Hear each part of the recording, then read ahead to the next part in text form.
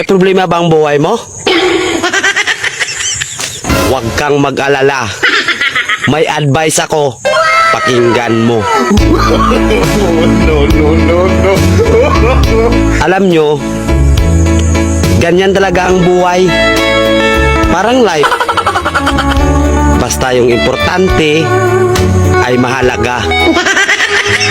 At kung saan ka masaya, dun ka happy.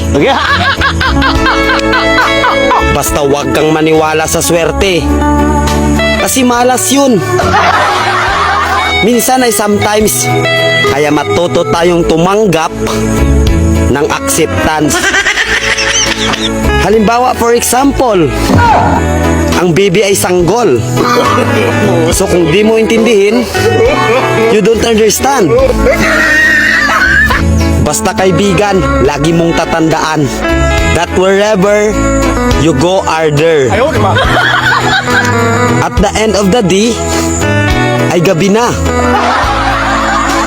At alam mo, walang umaga sa Japan. Kasi lahat sila ay hapon.